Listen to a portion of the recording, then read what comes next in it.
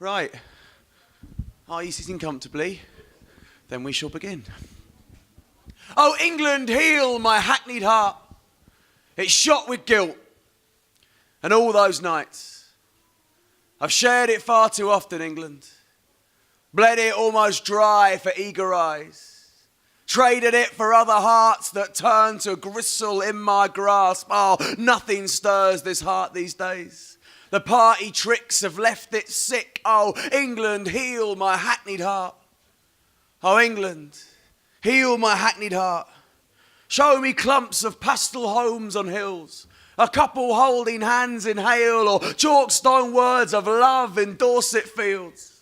Give me roads the motor clings to, herons over tidal mud, or skinny kids on wild swims, that constable bucolic thing. Oh, England, heal my hackneyed heart.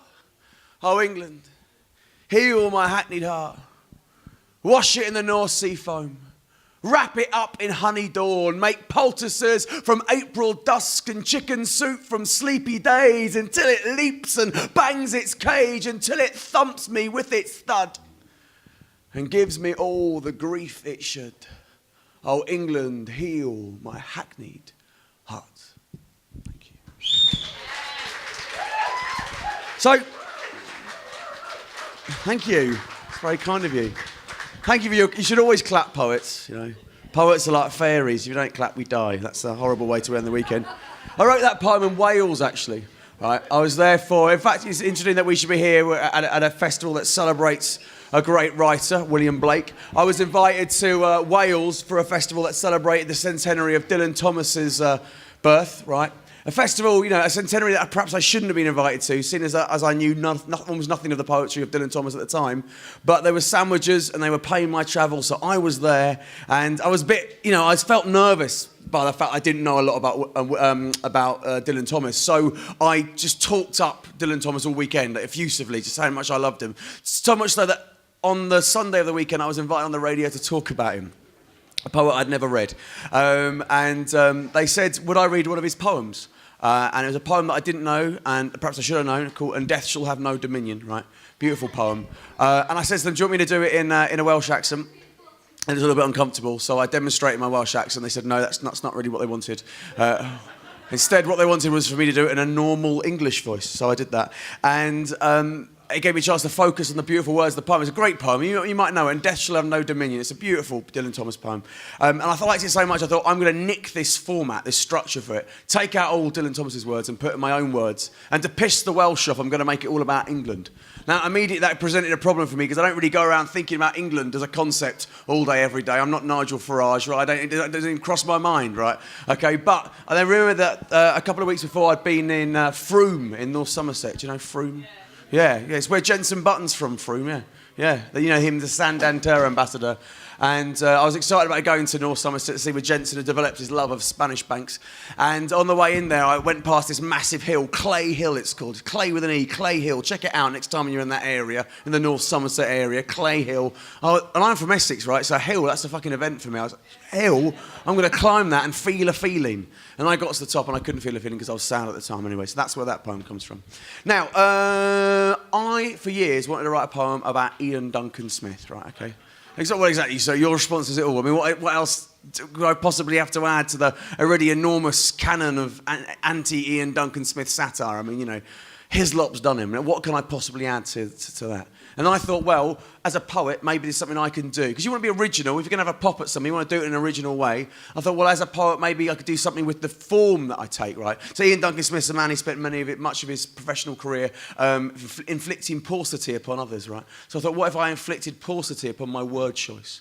Right? What if I wrote a poem about Ian Duncan Smith, and in that poem only used one type of vowel, right, in the whole poem, right? And in so doing, would make a comment on the paucity inflicted on others, maybe even a comment on the sheer impotent nature of satire itself, and also just be so difficult to do that if I managed to do it, everyone would be like, yeah, fair enough.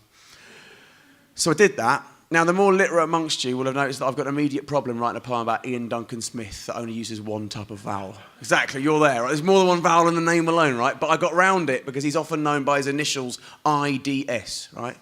Because it's shorter, isn't it? You know? And because he reminds us of gastric complaints, I assume, right?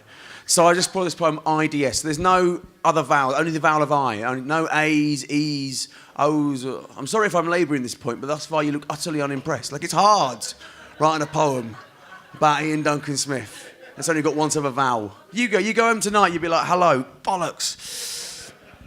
Hello, bollocks is fine. You can say bollocks if you're writing an O one. Anyway, so no other vowels, only the vowel of I, okay, in the whole poem, right. IDS. Can I say what it is that I want to say about Ian Duncan Smith when I'm so reduced in this way that, you know, he has reduced others? IDS. This is IDS. This swinish, thin grin, spilling, cringing scripts is IDS. This priggish birch whip. This piss-dripping fright witch with whitish skin wig. This jiggling tit hitting skint Brits in mining districts. This grim Christ victimising sick kids with dwindling tit-bits. This is IDS mimicking kings, ripping ribs in Glitz grills, licking his lips thinking this is bliss, piling it high, sipping his gin fizz whilst Brits flinch in wind chill, sticking pins in him. This is IDS inking his lists. Girls with 6 kids, inciting right-wing print kingpins, hissing pish, stirring fright, twisting victims till victims stink, till victims swim in ill will, till British dimwits drift right. This is IDS. I wish him midnight shifts. I wish him sinking ships. I wish him limp dicks. I wish him ship picnics in drizzling mist with ISIS. I wish him blind with hindsight. I wish him illicit kinship with pigs.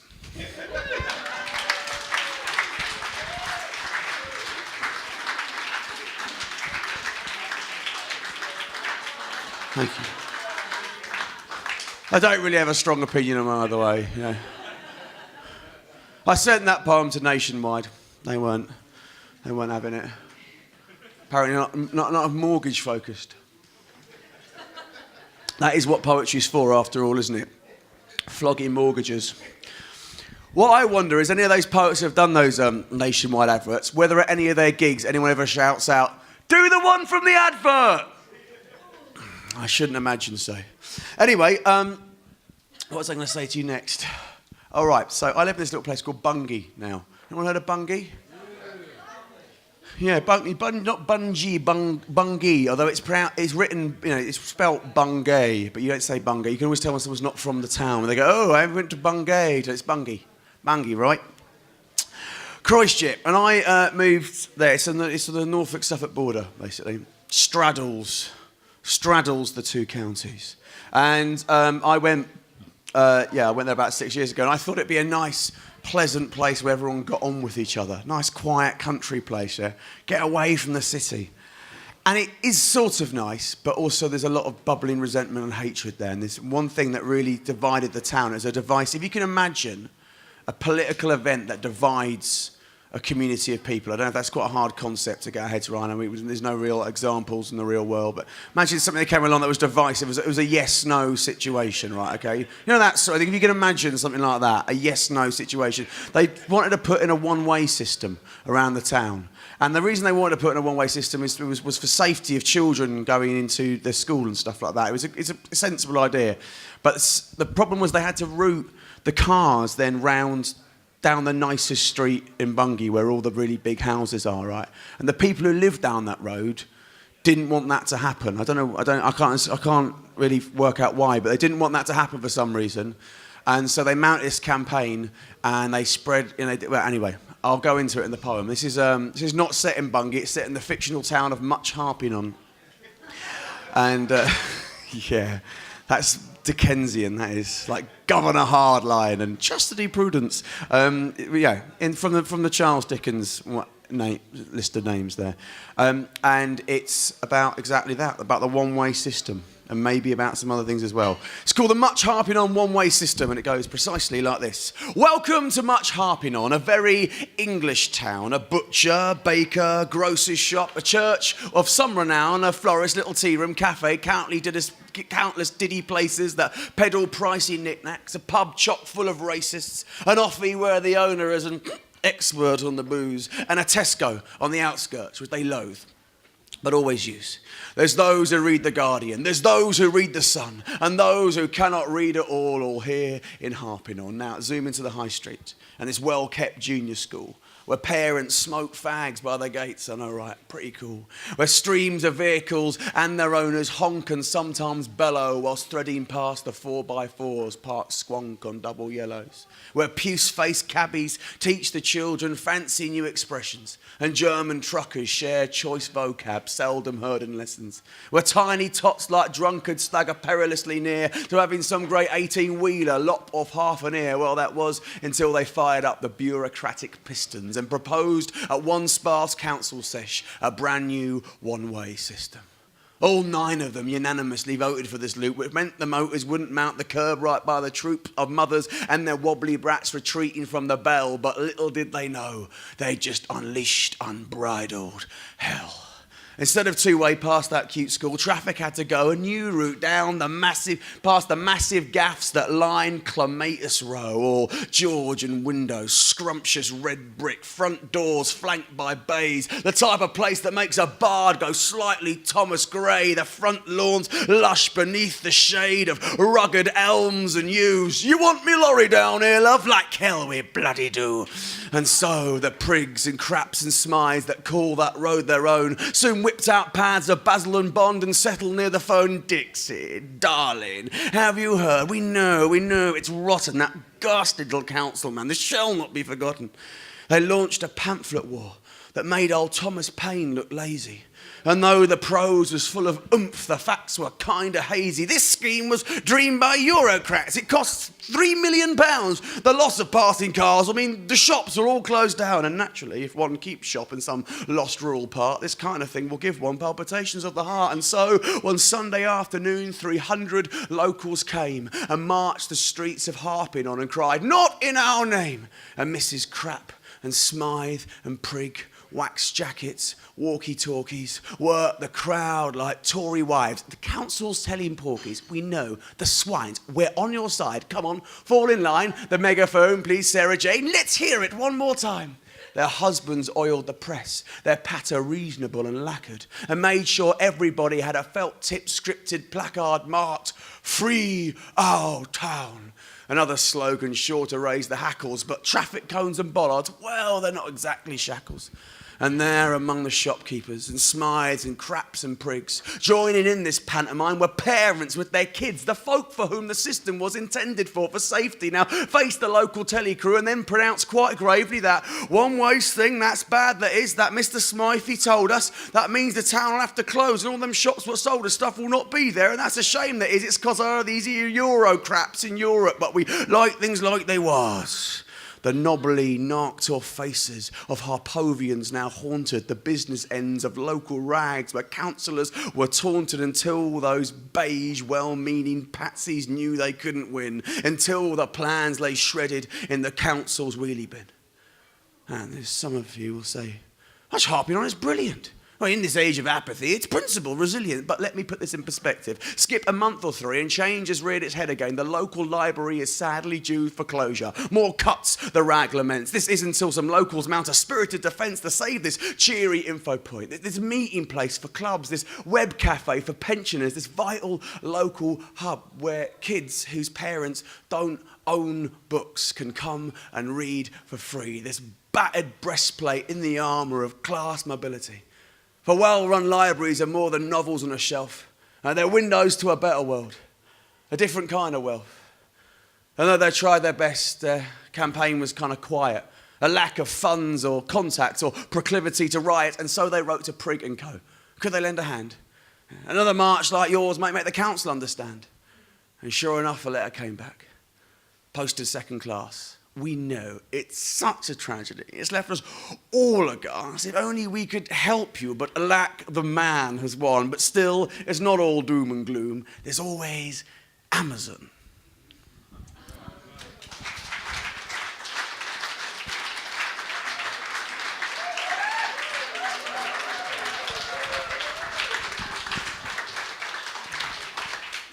Which I think sums up Brexit neatly. So what am I going to do now?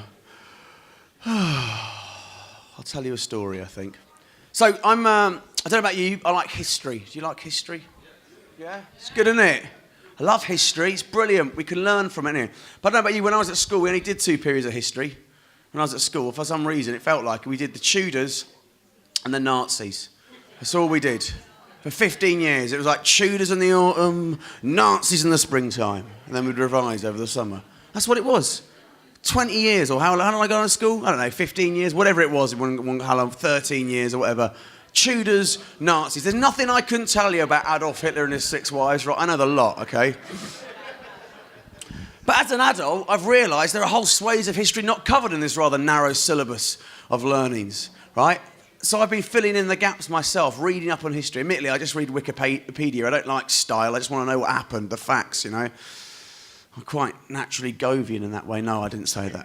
But I just want the facts. I like facts. I'm a boy and I like facts. Tell me what facts. What battle? When did that happen, that battle? 1066. 1850. I don't know. I don't know when the battles happened. There's a battle every year, isn't there? You're safe. You know, that's one thing that history's taught us.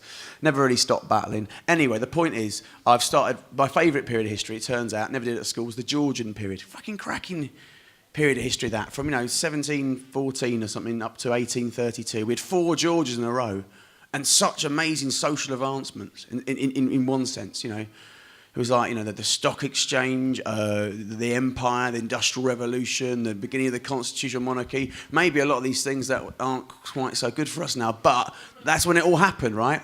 It's like all this modern world spilled out. It's like we had 4. It was like a fruit machine. We had 4 Georges in a row. It was like George I, George II, George III, George IV. Ding, jackpot, modern world. So that's what you want to. You want to secure, the progress of society. You just have the same name for your monarch. So we really should have had another Elizabeth if we really wanted to carry on this period of progress, but we're not going to do that. He could change his name to Elizabeth for the sake of national unity. I think that's the least he could fucking do, isn't it? Anyway, the point is, it's a very interesting period of history. One of my favourite things about this period is we didn't have tabloid newspapers. Back then we had, if people want to get salacious, gossipy news, they tended to get them in poem form, in the form of these things called broadside ballads, which are flogged in street corners on a large sheet of paper. Broadside's a large sheet of paper. They were flogged for a penny or half a penny, and on it would be some story about a hanging or an affair or a grisly murder or the sort of stuff that gets in the tabloids now, celebrity tittle-tattle, that sort of thing, and it'd be written up in rhyming verse, which I think is it's a better way to do it, really. It's a more honest way of doing it. You know, these are fictions that you're reading. These kind of, it's not news, is it? Really, you know, if somebody had it off for somebody else, it's not really news. It's just it's a story, and we like these stories. And so, actually, I think getting them in rhyme, trying to attempt to make them into pieces of art, seemed like a more natural way of doing it. And so, I'd love it today. It'd be great if Hugh Edwards sung us the news every night. I bet he's got a lovely voice, hasn't he? Lovely voice, Hugh. They love it singing, don't they? The Welsh, they love singing and digging. And so I'd be reading some of these old stories and trying to convert them for the modern ear, really. And so far I've done one. And I'm going to share the sum total of my work with you today. It's about a man called Edward Danda, who was the apprentice to a hatter. And back then, if you were a gentleman, you could walk into any shop or restaurant, have what you like, say, put it on my tab, my good man, and swoosh, out of there. Could not do that if you were a regular Joe, right? If you were the apprentice to a hatter, for example. And Edward Danda realised he was totally trapped in his social class. There was literally nothing he could do. And so he thought, right, I'll take matters into my own hands. And so he just decided, I was going to say he's a Robin Hood type figure, but he just sort of stole from the lower middle classes and kept it, or ate it in his case. Oysters. He thought, why shouldn't I eat exactly what I want to eat, exactly when I want to eat it? Now, I'm not saying that's a solution to society's ills, but I admire him. And this poem is called The Ballad of Edward Dando, the Celebrated Gormandizer, and it is a true story.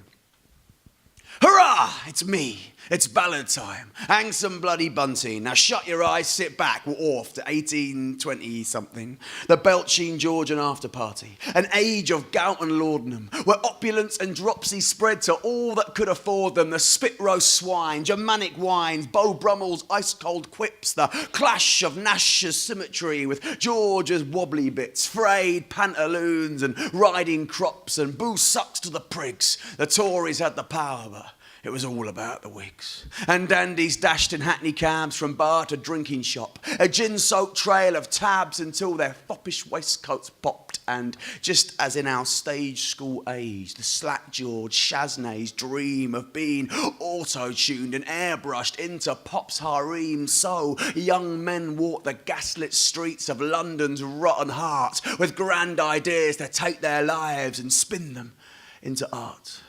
And so, our hero, Edward Dando, apprentice to a hatter. We don't know what his hats were like, but they, dear friends, don't matter. For days spent stitching hats for chaps sent Dando mad with boredom. A line of dandruff decades stretched out miserably before him, a member of that lunar race that history near forgot. He might, had he been born later, lined up with Marx's lot, but short on ideology or union or committee, Dando only had a hunch that life was sort of shitty. Well, some were blessed with tails and titles. Others buffed their boots and pickled, stewed and boiled the scraps of labour's rotten fruits. Ah, who will pave my grave with jewels? Ah, who will sing of me? The hatters, blacksmiths, cooks and fools all piled up like scree. And that, thought Dando, couldn't be the way for him, so he resolved to live a life of shellfish, beer and vim. So, off then to an oyster house, sawdust on the floor, a pile of shells around his boots, our hero orders more. Shuck, gulp, drop, shuck, gulp, drop, and all washed down with porter. The swagger of a Don Juan with his mitts on someone's daughter, and when he'd swallowed 30 dozen, Dando belched and sighed, performed this dance of pocket pets. What rotten luck, he lied. I'm sorry, Mr. Oysterman, I'll have to sue you clear another day. All right, old boy, next time I'm passing it. And had he been a gentleman, the trader would have bowed and sent him on his merry way, contented with this vow. But swagger isn't breeding. And no sooner out the door, this whistling cocksure hatter felt the rough arm of the law. They banished our voluptuary to Brixton for a month, where Dando's raging hunger gave the other lags the hump. They shackled him in solitary for stealing beef and bread, where there the old screws pummeled him and boxed his grisly head. But when his month of gruel was up, he just found the nearest store, devoured 10 dozen oysters and then coughed up bugger all. Alack, his choice of oyster man, this one built like a bull, left our hero in the gutter, sore but very full. So, Dando spent his life like this. From oyster house to beating, from shellfish stall to court and jail, and all for sake of eating exactly what he wanted to, exactly when he wanted. For every bristling oyster man or judge that he affronted, he gained 100 new admirers. Dando strikes again. Could nothing sate his appetite for oysters, ale and pain? Till 1832 rolled round. The aged sailor king now on the throne. Austerity in place of George's bling. And Dando, like his royal exemplar, saw his fortunes fade. One August night, in Coldbath Fields, on prisoner parade, our man collapsed with cholera. They carted him inside, where legend, that forgiving mistress, claims before he died they brought a dozen oysters to his licey prison bed. He rubbed his stomach, down the lot, and then he fell back, dead. They buried him in Clerkenwell beneath St. James's bells, and the balladeers sung songs of him and paved his grave with shells.